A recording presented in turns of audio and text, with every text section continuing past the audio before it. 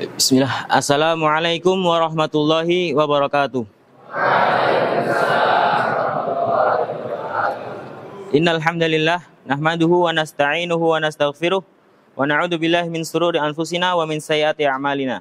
May yahdihillahu fala mudhillalah wa may yudlil fala hadiyalah. Asyhadu an la ilaha illallah wa asyhadu anna Muhammadan abduhu wa rasuluh la nabiyya wa la rasula ba'dah amma ba'd.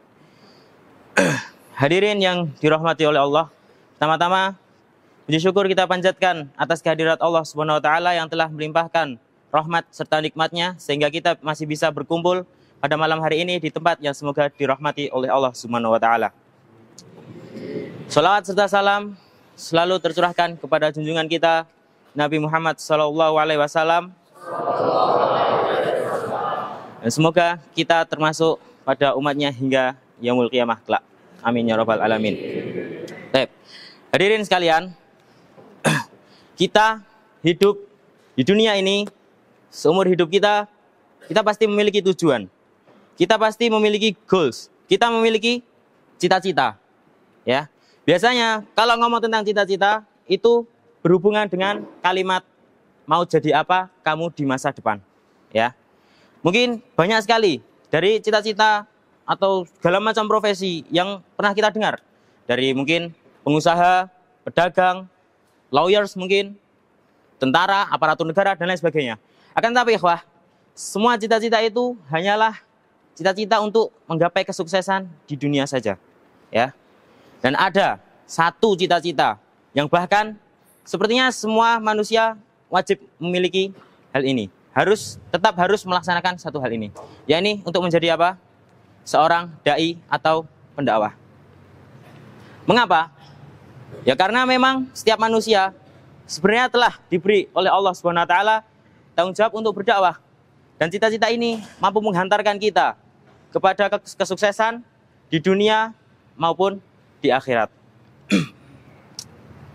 Dan Allah Subhanahu wa taala berfirman, A'udzubillahi minasyaitonirrajim, bismillahirrahmanirrahim. Wal 'asr, innal insana lafi khusr illal ladzina amanu wa 'amilus shalihat wa tawassaw bil haqq wa tawassaw bis sabr. Demi masa, sungguh orang-orang telah merugi. Semua orang-orang di sini adalah semua orang di dunia. Dan berikutnya disebutkan, kecuali mereka yang beriman, mereka yang melakukan kebajikan, dan mereka yang menasihati dalam kebenaran dan yang menasihati dalam kesabaran, untuk kesabaran. Baik. Di sini sudah dijelaskan bahwasanya jika kita tidak melakukan satu dari hal ini, tentu kita akan rugi.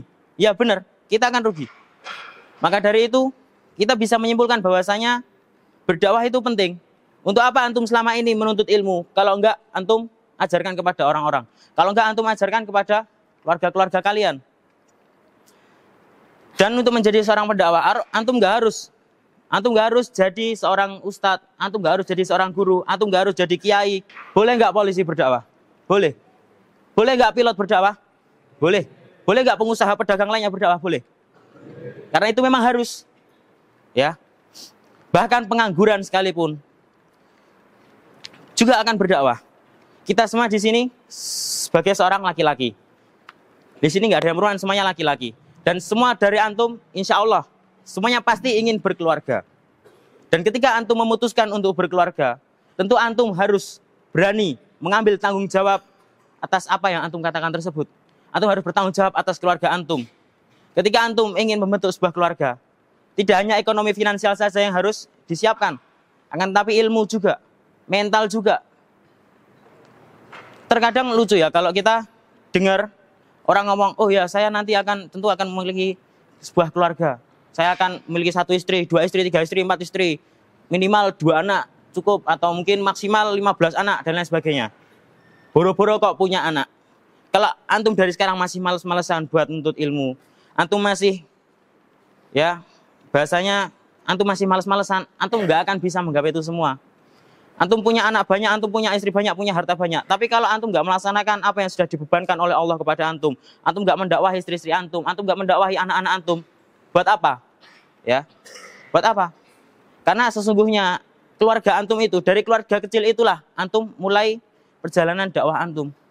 Nggak harus antum berdakwah di masjid, di depan banyak orang, enggak. Akan tetapi yang wajib adalah ini.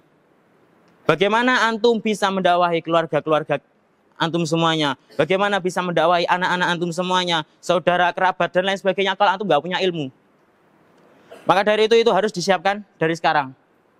Ya, mungkin ada yang bilang, loh, kan saya sudah sanggup untuk menikah. Ya, mungkin seumuran kita secara fisik sudah siap menikah. Mungkin juga ada beberapa yang secara ekonomi sudah menikah.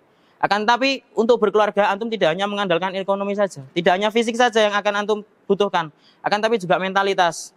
Antum butuh mental untuk menjadi seorang ayah, untuk menjadi seorang suami, untuk mengemban tanggung jawab yang besar tadi. Dan juga antum sebagai seorang kepala keluarga tentu akan menanggung dosa-dosa anak antum seandainya antum tidak memberitahu mereka.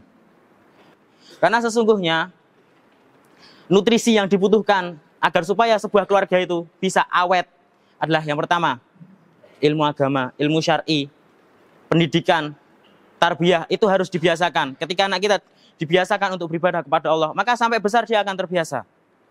Bisa dipahami? Mungkin saat ini kita belum mikir sampai ke sana, tapi hal ini patut untuk kita pikirkan mulai dari sekarang. Patut untuk kita siapkan mulai dari sekarang. Karena itu sebenarnya bukan hal sepele. Itu adalah hal yang sangat penting sekali. Maka dari itu, ikhwah sekalian, mari kita semangat untuk menuntut ilmu. Agar kita bisa berdakwah. Setidaknya kita bisa mendakwahi keluarga kecil kita. Keluarga kecil yang kelak akan kita sayangi. Syukran ala istima'ikum wa ihtimamikum. Assalamualaikum warahmatullahi wabarakatuh.